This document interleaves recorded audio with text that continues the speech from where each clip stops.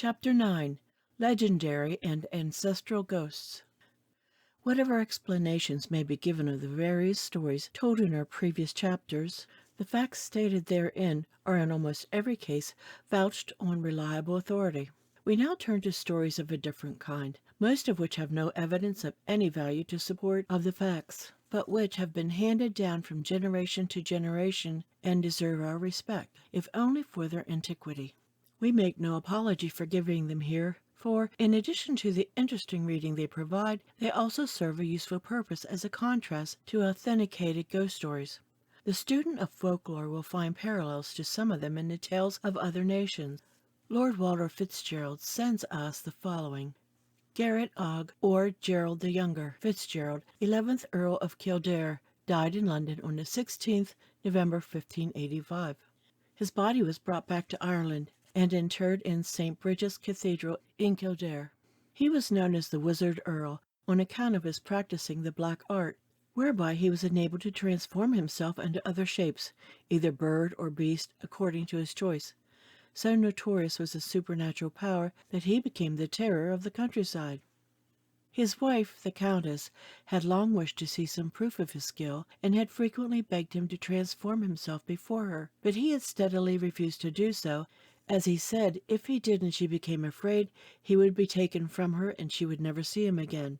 Still she persisted, and at last he said he would do as she wished on condition that she should first of all undergo 3 trials to test her courage. To this she willingly agreed. In the first trial, the river Grease, which flows past the castle walls, at a sign from the Earl, overflowed its banks and flooded the banqueting hall where the Earl and Countess were sitting. She showed no sign of fear, and at the Earl's command the river receded to its normal course. At the second trial, a huge eel-like monster appeared, which entered by one of the windows, crawled about among the furniture of the banqueting hall, finally coiled itself around the body of the Countess. Still she showed no fear, and at a nod from the Earl, the animal uncoiled itself and disappeared. In the third test, an intimate friend of the Countess, long since dead, entered the room, and passing slowly by her went out at the other end. She showed not the slightest sign of fear, and the Earl felt satisfied that he could place his fate in her keeping, but again he warned her of his danger if she lost her presence of mind while he was in another shape. He then turned himself into a blackbird, flew about the room, and perching on the Countess's shoulder commenced to sing. Suddenly a black cat appeared out from under a chest and made a spring at the bird. In an agony of fear for its safety, the Countess threw up her arms to protect it and swooned away. When she came to, she was alone. The bird and the cat had disappeared, and she never saw the Earl again. It is said that he and his knights lie in an enchanted sleep, with their horses beside them, in a cave under the Rath on the hill of Mullamast, which stands as the crow flies 5 miles to the north, Kilkea Castle. Once in 7 years they are allowed to issue forth. They gallop round the Curragh, thence across country to Kilkea Castle, where they re-enter the haunted wing, and then return to the Rath of Mullamast. The Earl is easily recognized as he is mounted on a white charger shod with silver shoes. When these shoes are worn out, the enchantment will be broken, and he will issue forth, drive the foes of Ireland from the land, and reign for 7 times 7 number of years over the vast estates of his ancestors. Shortly before 98, he was seen on the Curragh by a blacksmith who was crossing it in an ass cart from Athgarvan to Kildare. A fairy blast overtook him, and he had just time to say, "God speed ye, gentlemen," to the invisible good people, when he heard horses galloping up behind him. Pulling to one side of the road, he looked back and was terrified at seeing a troop of knights, fully armed, led by one on a white horse. The leader halted his men, and riding up to the blacksmith, asked him to examine his shoes. Almost helplessly from fear, he stumbled out of the ass cart and looked at each shoe, which was made of silver, and then informed the knight that all the nails were sound. The knight thanked him, rejoined his troops, and galloped off. The blacksmith, in half a dazed state, hastened on to Kildare, where he entered a public house, ordered a noggin of whiskey, and drank it neat. When he had thoroughly come to himself, he told the men that were present what had happened to him on the Curragh. One old man who had listened to him said, "By the mortial, man, ye're after seeing Gerald Earl." This fully explained the mystery. Gerald Earl, or Earl Gerald, is the name by which the Wizard Earl is known by the peasantry. One other legend is told in connection with the Wizard Earl of a considerably later date. It is said that a farmer was returning from a fair in Athy, late one evening in the direction of Ballantor, and when passing within view of the Rath of Mullaghmast, he was astonished to see a bright light apparently issuing from it. Dismounting from his car, he went to investigate. On approaching the Rath, he noticed that the light was proceeding from a cave in which there were sleeping several men in armor with their horses beside them. He cautiously crept up to the entrance, and seeing that neither man nor beast stirred, he grew bolder and entered the chamber. He then examined the saddlery of the horses and the armor of the men, and plucking up the courage began to slowly draw a sword from its sheath. As he did so, the owner's head began to rise, and he heard a voice in Irish say, "Is the time yet come?" In terror, the farmer, as he shoved the sword back, replied, "It is not, your honor," and then fled from the place. It is said that if the farmer had only completely unsheathed the sword, the enchantment would have been broken, and the earl would have come into his own again. In 1642, Walston Town Castle, the seat of the Wall family in County Cork, was burnt down by the Cromwellian troops, and Colonel Wall, the head of the family, was captured and imprisoned in Cork jail, where he died. One of the defenders during the siege was a man named Henry Bennet, who was killed while fighting. His ghost was often seen about the place for years after his death. His dress was that of a light color, and he wore a white hat, while in his hand he carried a pole, which he used to place across the road near the castle to stop travelers.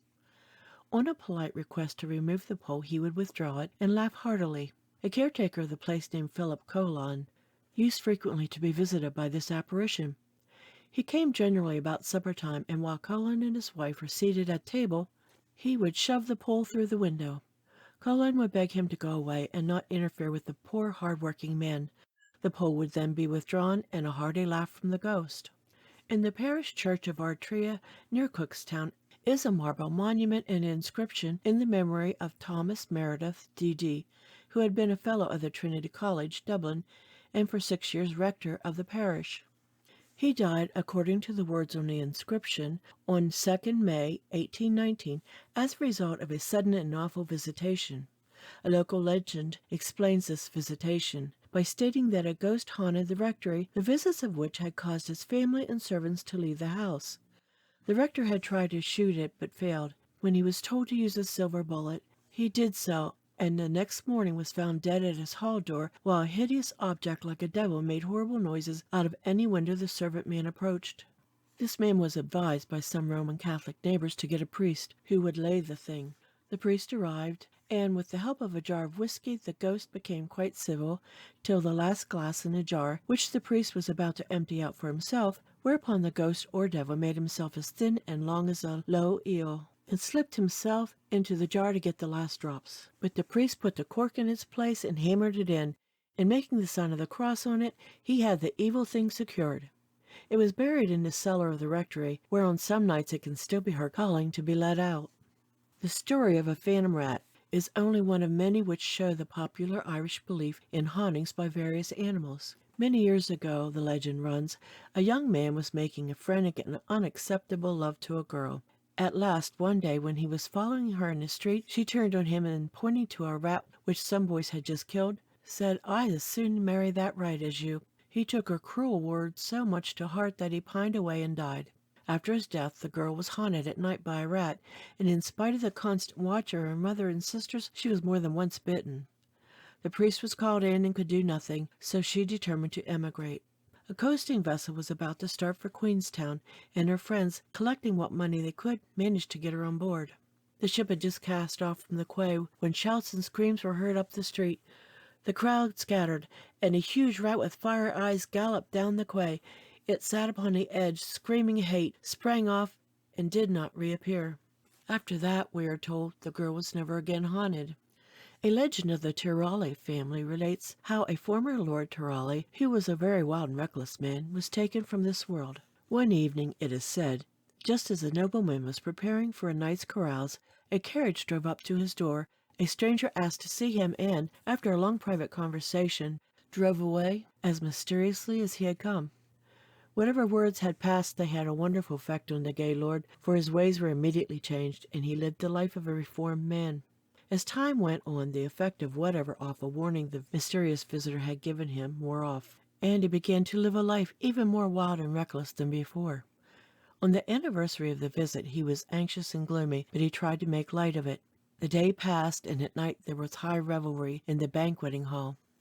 Outside it was wet and stormy, when just before midnight the sounds of wheels was heard in the courtyard. All the riot stopped. The servants opened the door in fear and trembling. Outside stood a huge dark coach with 4 black horses. The fearful guest entered and beckoned to Lord Crawly, who followed him to a room off the hall. The friends, sobered by fear, saw through the door that the stranger was drawing a ship on the wall. The piece of wall then detached itself, and the ship grew solid. The stranger climbed into it, and Lord Crawly followed without a struggle. The vessel then sailed away into the night, and neither it nor its occupants were ever seen again. The above tale is a good example of how a legend will rise superior to the ordinary humdrum facts of life, for it strikes us at once that the gloomy spectre went to unnecessary trouble in reconstructing a ship, even though the task proved so simple to his gifted hands. But the coach was at the door, and surely it would have been less troublesome to have used it. A strange legend is told of a house in the Boyne Valley. It is said that the occupant of the guest chamber was always wakened on the first night of his visit. Then he would see a pale light, the shadow of a skeleton climbing the wall like a spider. It used to crawl out on the ceiling, and when it reached the middle, would materialize into apparent bones, holding on by its hands and feet. It would break into pieces, and first the skull, and then the other bones would fall to the floor. One person had the courage to get up and try to seize a bone, but his hand passed through to the carpet, though the heap was visible for a few seconds. The following story can hardly be called legendary, though it may certainly be termed ancestral. The writer's name is not given, but he is described as a rector and rural dean in the late established Church of Ireland and a justice of the peace for 2 counties. It has this added interest that it was told to Queen Victoria by the Marchioness of Ely. Loftus Hall in County Wexford was built on the site of a stronghold erected by Raymond, one of Strongbow's followers. His descendants forfeited it in 1641, and the property subsequently fell into the hands of the Loftus family, one of whom built the house, the other the buildings. About the middle of the 18th century, there lived at Loftus Hall Charles Tottenham, a member of the Irish Parliament, known to fame as Tottenham in his boots, owing to his historic ride to the Irish capital in order to give the casting vote in a motion which saved £80,000 to the Irish treasury. The second son, Charles Tottenham, had 2 daughters, Elizabeth and Anne, to the latter of whom our story relates. He came to live at Loftus Hall, the old baronial residence of the family, with his second wife and the 2 above-mentioned daughters of his first wife. Loftus Hall was an old rambling mansion with no pretense to beauty. Passages that led nowhere, large dreary rooms, small closets, various unnecessary nooks and corners, paneled or wainscoted walls, and a tapestry chamber. Here resided at the time my story commences Charles Tottenham, his second wife and his daughter Anne, Elizabeth, his second daughter, having been married. The father was a cold and austere man, the stepmother such as that unamiable relation is generally represented to be. What and how great state of lonely solitude and depression of mind of poor Anne must have been in such a place, without neighbors or any home sympathy, may easily be imagined. On one wet and stormy night, as they sat in the large drawing-room, they were startled by a loud knocking at the outer gate, a most surprising and unusual occurrence. Presently the servant announced that a young gentleman on horseback was there requesting lodging and shelter. He had lost his way, his horse was knocked up, and he had been guided by the only light which he had seen.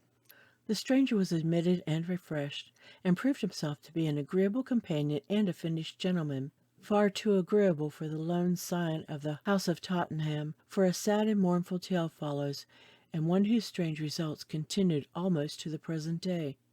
Much mystery has involved in this story at the present point, and in truth the matter was left in such silence and obscurity that, but for the acts of her who was the chief sufferer in it through several generations, nothing would now be known. The fact, I believe, was, which was not unnatural under the circumstances, that this lonely girl formed a strong attachment to this gallant youth chance had brought to her door, which was warmly returned. The father, as was his stern nature, was obdurate, and the wife no solace to her as she was a stepmother. It is only an instance of the refrain of the old ballad, "He loved and he rode away." He had youth and friends and stirring scenes, and soon forgot his passing attachment. Poor Anne's reason gave way. The fact is but true. She became a confirmed maniac for the rest of her life in the tapestry chamber before mentioned, and in which she died. A strange legend was at once invented to account for this calamity. It tells how the horseman proved to be an agreeable acquisition, that he was invited to remain some days, and made himself quite at home, and as they were now 4 in number, whist was proposed in the evening. The stranger, however, with Anne as his partner, invariably won every point. The old couple never had the smallest success. One night, when poor Anne was in great delight at winning so constantly, she dropped a ring on the floor, and, suddenly diving under the table to recover it, was terrified to see that her agreeable partner had an unmistakably cloven hoof. Her screams made him aware of her discovery, and he at once vanished in a thunderclap, leaving a brimstone smell behind him. The poor girl never recovered from the shock, lapsed from one fit into another, and was carried to the tapestry room from which she never came forth alive. The story of his satanic majesty got abroad, and many tales are told of how he continued to visit and disturb the house. The noises, the apparitions, and disturbances were innumerable, and greatly distressed old Charles Tottenham, his wife, and servants. It is said that they finally determined to call in the services of their parish priest, a Father Broders, who, armed with all the exorcisms of the church, succeeded in confining the operations of the evil spirit to one room, the tapestry room. Here, then, we have traced from the date of the unhappy girl's misfortune that the house was disturbed by something supernatural, and that the family sought the aid of the parish priest to abate it, and further that the tapestry room was the scene of this visitation. But the matter was kept dark. All reference to poor Anne was avoided, and the belief was allowed to go abroad that it was Satan himself who disturbed the peace of the family. Her parents were ready to turn aside the keen edge of observation from her fate, preferring rather that it should be believed that they were haunted by the devil, so that the story of her wrongs should sink into oblivion, and be classed as old wives' tales of horns and hoofs. The harsh father and stepmother have long gone to the place appointed for all living. The loftiest branch of the family are in possession of the hall. Yet poor Anne has kept her tapestry chamber by nearly the same means which compelled her parents to call in the aid of the parish priest so long ago. But to my tale. About the end of the last century, my father was invited by Mrs. Tottenham to meet a large party at the hall. He rode, as was then the custom in Ireland, with his pistols in his holsters. On arriving, he found the house full, and Mrs. Tottenham apologized to him for being obliged to assign to him the tapestry chamber for the night, which, however, he gladly accepted, never having heard any of the stories connected with it. However, he had scarcely covered himself in bed when suddenly something heavy leaped upon it, growling like a dog. The curtains were torn back, and the clothes stripped from the bed. Supposing that some of his companions were playing tricks, he called out that he would shoot them, and seizing a pistol he fired up the chimney, lest he should wound one of them. He then struck a light and searched the room diligently, but found no sign or mark of anyone, and the door locked as he had left it on retiring to rest. Next day he informed his hosts how he had been annoyed, but they could only say that they would not have put him in that room if they had had any other to offer him. Years passed on. When the Marquis of Ely went to the hall to spend some time there, his valet was put to sleep in the tapestry chamber. In the middle of the night the whole family was roused by his dreadful roars and screams, and he was found lying in another room in mortal terror. After some time he told them that, soon after he had laid himself down in bed, he was startled by the rattling of the curtains as they were torn back, and looking up, he saw a tall lady by the bedside, dressed in stiff brocaded silk, whereupon he rushed out of the room screaming in terror. Years afterwards I was brought by my father with the rest of the family to the hall for summer bathing. Attracted by the quaint look of the tapestry room, I at once chose it for my bedroom, being utterly ignorant of the stories connected with it. For some little time nothing out of the way happened. One night, however, I sat up much later than usual to finish an article in a magazine I was reading. The full moon was shining clearly in through the 2 large windows, making all as clear as day. I was about to get into bed, and happening to glance toward the door, to my great surprise I saw it open quickly and noiselessly, and as quickly and noiselessly shut again, while the tall figure of a lady in a stiff dress passed slowly through the room to one of the curious closets already mentioned, which was in the opposite corner. I rubbed my eyes. Every possible explanation but the true one occurred to my mind, for the idea of a ghost did not for a moment enter my head. I quickly reasoned myself into a sound sleep and forgot the matter. The next night I again sat up late in my bedroom, preparing a gun and ammunition to go and shoot seabirds early next morning, when the door again opened and shut in the same noiseless manner, and the same tall lady proceeded to cross the room quietly and deliberately, as before, towards the closet. I instantly rushed at her and threw my right arm around her, exclaiming, "Ha! I have you now!" To my utter astonishment, my arm passed through her and came with a thud against the bedpost, at which spot she then was. The figure quickened its pace, and as it passed, the skirt of its dress lapped against the curtain, and I marked distinctly the pattern of her gown, a stiff brocaded silk. The ghostly solution of the problem did not yet enter my mind. However, I told the story at breakfast next morning. My father, who had himself suffered from the lady's visit so long before, never said a word, and it passed as some folly of mine. So slight was the impression it made upon me at the time that, though I slept many a night after that time, I never thought of watching or looking out for anything. Years later I was again a guest at the Hall. The Marquis of Ely and his family, with a large retinue of servants, filled the house to overflowing. As I passed the housekeeper's room, I heard the valet say, "What, I to sleep in the tapestry chamber? Never! I will leave my lord's service before I sleep there." At once my former experience in that room flashed upon my mind. I had never thought of it during the interval, and was still utterly ignorant of Anne Tottenham. So when the housekeeper was gone, I spoke to the valet and said, "Tell me why you will not sleep in the tapestry room, as I have a particular reason for asking." He said, "Is it possible that you do not know that Miss Tottenham passed through that room every night, and, dressed in a stiff flowered silk dress, enters the closet in the corner?" I replied that I had never heard a word of her till now, but that I had, a few years before, twice seen a figure exactly what he described, and my arm passed through her body. "Yes," he said, "that was Miss Tottenham, and, as is well known, she was confined, mad, in that room, and died there, and they say was buried in that closet." Time wore on, and another generation arose. Another owner possessed the property, the grandson of my friend. In the year 1850, he being then a child, came with his mother, the Marchioness of Ely, and his tutor, Reverend Charles Dale, to the Hall for the bathing season. Mr. Dale was no imaginative person, a solid, steady, highly educated English clergyman who had never even heard the name of Miss Tottenham. The tapestry room was his bedchamber.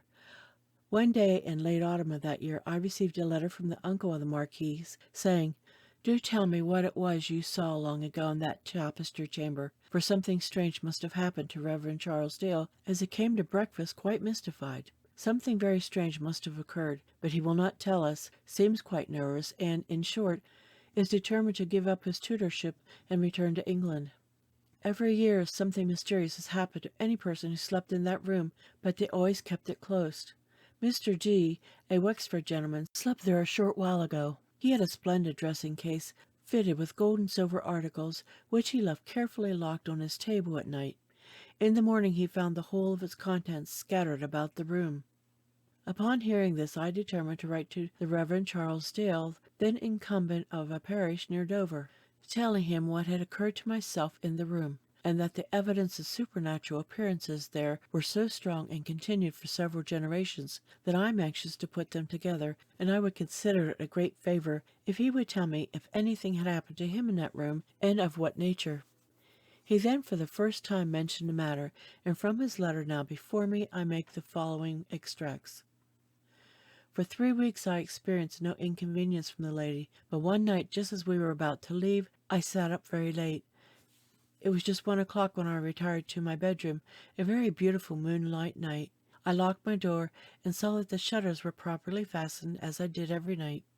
I had not lain myself down more than about 5 minutes before something jumped on the bed, making a growling noise. The bedclothes were pulled off, though I strongly resisted the pull. I immediately sprang out of bed, lighted my candle, looked into the closet and under the bed, but saw nothing." Mr. Dale goes on to say that he endeavored to account for it in some such way as I had formerly done, having never up to that time heard one word of the lady and her doings in that room. He adds, "I did not see the lady or hear any noise but the growling." Here then is the written testimony of a beneficed English clergyman, occupying the responsible position of tutor to the young Marquis of Ely, a most sober-minded and unimpressionable man. He repeats that in 1867, almost the very words of my father when detailing his experiences in that room in 1790. A man of whose existence he had never been cognizant, and therefore utterly ignorant of Miss Tottenham's doing in that room nearly 80 years before. In the autumn of 1868, I was again in the locality, at Dunmore, on the opposite side of the Waterford estuary. I went across to see the old place and what alterations Miss Tottenham had forced on the proprietors make in the tapestry chamber. I found that the closet into which the poor lady always vanished was taken away, the room enlarged, and 2 additional windows put in. The old tapestry was gone, and a billiard table occupied the site of poor Anne's bed. I took the old housekeeper aside and asked her to tell me how Miss Tottenham bore these changes in her apartment. She looked quite frightened and almost anxious to avoid the question, but at length hurriedly replied, "Oh, Master George, don't talk about her. She made a horrid noise, knocking the billiard balls about." I have thus traced with strict accuracy this most real and true tale, from the days of Tottenham and his boots to those of his great-great-grandson. Loftus Hall has been wholly rebuilt, but I have not heard whether poor Anne Tottenham has condescended to visit it, or is wholly banished at last. End of chapter 9.